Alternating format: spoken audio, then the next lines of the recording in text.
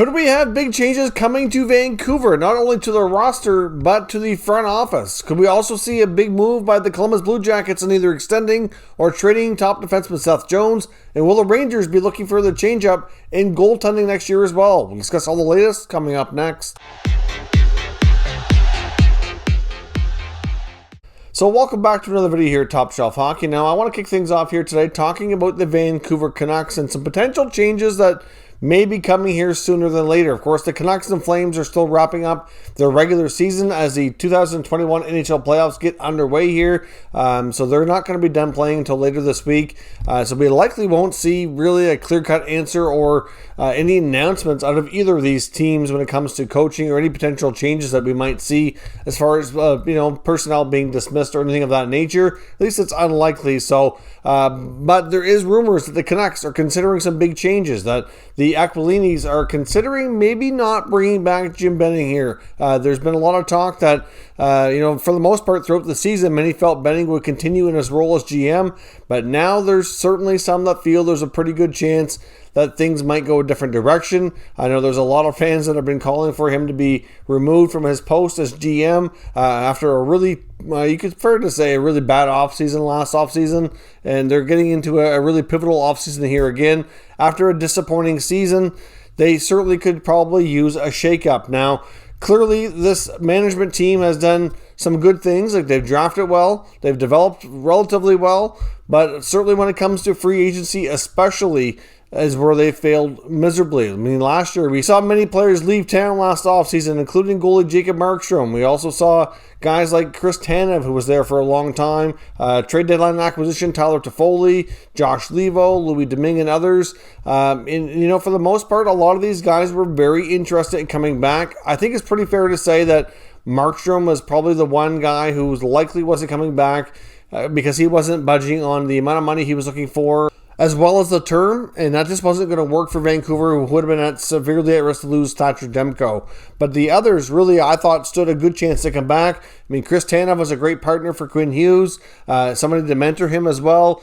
Tyler Toffoli fit in extremely well and really wanted to return. And of course, we saw that article that Tyler Toffoli recently published in the Players Tribune, talking about how he was meant to be a Hab after signing with Montreal this past offseason, had a solid regular season, being their top goal scorer, and talking about the fact that he was very interested in returning to Vancouver, but he said that no offer ever came. So it looks as though Benning and the Canucks were so focused on a few other priorities that they really didn't pay close enough attention to their free agents. There's a lot of word about communication being an issue as well, and I really think they missed the boat here on some key opportunities. Now, of course, the off seasons before that, we saw them really anchor down this team with bad contracts for fourth-line guys. I understand the need to have some veterans in the lineup. I understand the need to have, some two-way players, but they spent way too much money on guys like Beagle and Roussel, and obviously Michael Furlan didn't really work out either.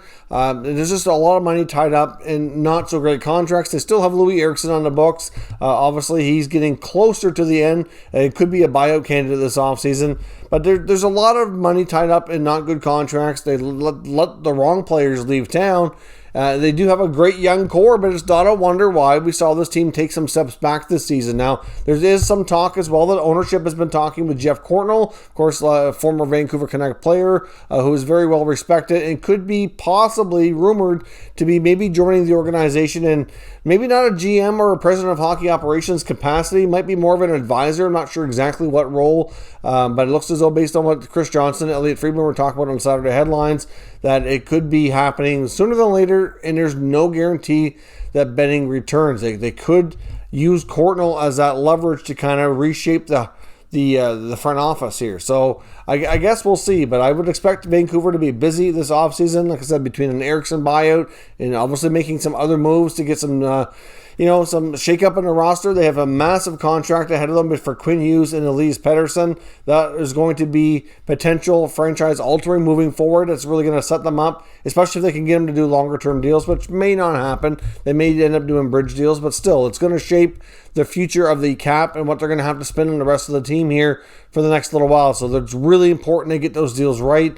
and obviously can move away from some of the ones that were done wrong in the past as well. So we'll see. But for those of you out there that are Canucks fans that are not fans of Benning, there is hope that he won't be back after all. And you have to think there's a lot of different people out there now that are available that could be considered. I know after the Rangers cleaned house, there's some prime people there, like a Jeff Gorton, for example, who's really, for the most part, has done a pretty good job and might be, somebody they might want to talk to. I'm not sure what road they're going to go down. That's just me speculating, but we'll see. Same goes for Travis Green, head coach. I mean, he still doesn't have a contract extension, and many people widely consider him to have done a really good job and deserves an extension, and you have to wonder what's going on with that too. So there should be more questions, hopefully answered soon as the Canucks finish up their season. We get an idea what direction this franchise is going, and maybe they'll be looking for some new people to run things. So stay tuned. We'll likely have more on the Canucks situation within the next week as their season finally wraps up. Now, it was also discussed on Saturday headlines about the future of Seth Jones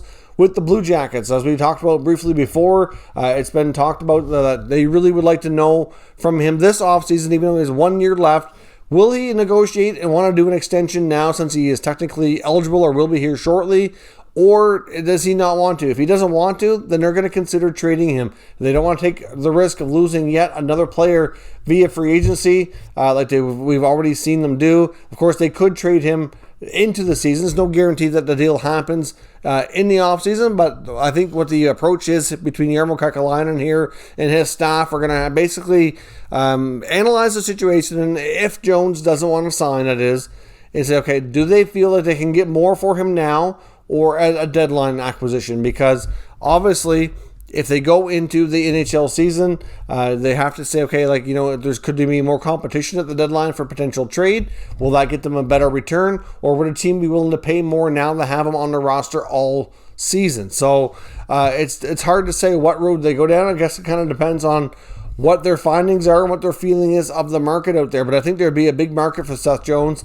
Clearly, though, most teams are not going to want to pony up too much of a return price without knowing that they can sign him as well. So it was discussed on Saturday headlines that he's reportedly taking this weekend to kind of think about his future and decide what he'd be willing to do. And we should hopefully have some clarity here somewhat sooner than later if he's willing to negotiate an extension. If he is, and they start negotiations and things are going well, then it's obviously going to be pretty unlikely that we see a trade, of course. But if things go sideways and either he doesn't want to, then it's certainly something they're going to start the ball rolling on trade talks, and I guess we'll see where things go. Now, another note here on the Jackets. Of course, we saw that they parted ways with head coach John Tortorella recently after the end of their regular season. It was revealed here in an Athletic article from Aaron Portzline, the writer for the Jackets here, that says that essentially about this time last year when the last offseason kicked in, John Tortorella wanted to quit then because he wasn't happy with the direction of the team and just thought it was best if maybe they part ways at that point.